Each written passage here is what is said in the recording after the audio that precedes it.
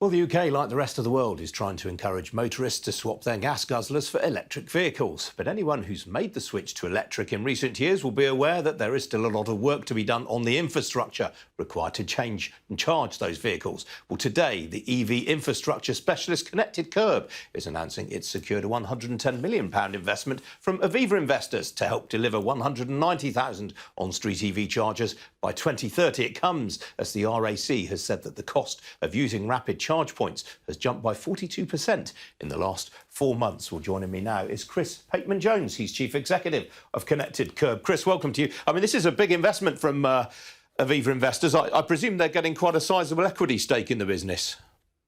They're coming in, first of all, I should say good morning, and thank you for having me. They're coming in actually as a minority investor with an aspiration, obviously, to grow with us over time. I can't talk about the specific details of their stake, but yeah, they're coming in as a minority investor.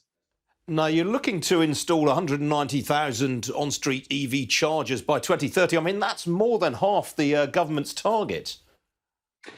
You're right. So we actually, I was on your show, I think in November of last year when we were at COP, and we were talking about the aspiration for the country in terms of EV charging deployments.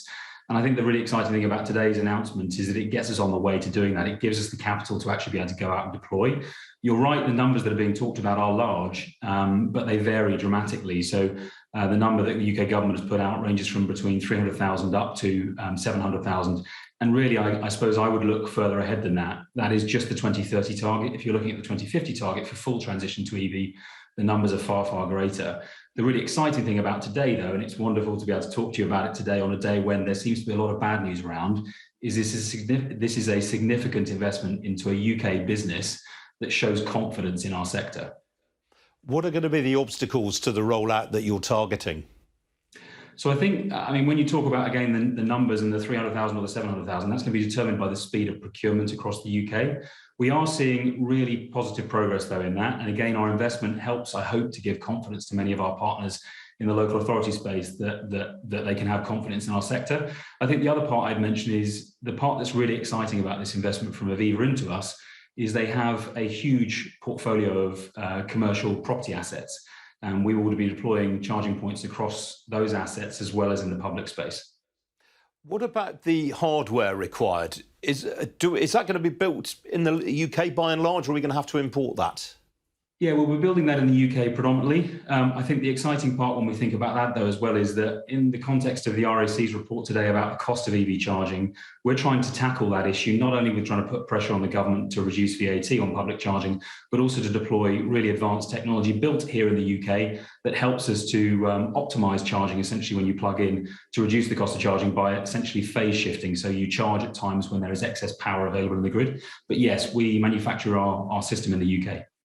Of course, that's easier said than done. If you've got a driveway, you can access the charging points at times of lower pricing. I mean, it's a bit of a headache, though, if you live in London and your car's parked on the street like mine is.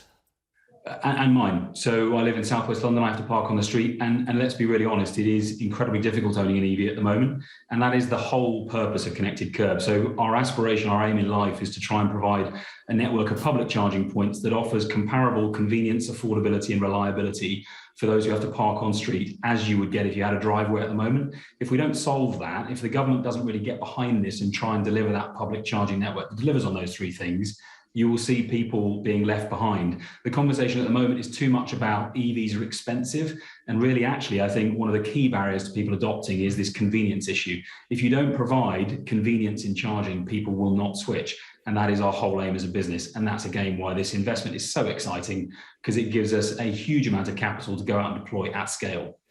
Chris, you mentioned the government there. Yeah, I mean, it's the attitude of local government that's going to be at least as important, because they're going to have to give this rollout their blessing at a local level. Yeah, it is. I mean, the UK government has set a pretty strong target for 2030 and beyond, and they've then sort of moved that target down to local governments.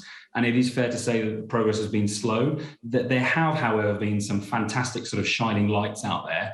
And I think there are really great examples, therefore, for other local authorities to sort of follow.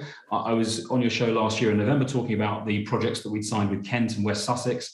which in total, I think in total at that point, we had about 10,000 charging points contracted. We now have more than 24,000 charging points contracted and expect to close a number more over the next few months. So it is growing pace or sort of speeding up. So I think there's reason to be optimistic about this, but I would love to see central government taking a bit more of a role to encourage this, and maybe also looking at some of the central government assets like the NHS, where certainly far wider deployments of charging points could be delivered. All right, Chris, we've got to leave it there. As you say, nice to have a bit of good news on the programme this morning. Thank you. Thank you, Ian.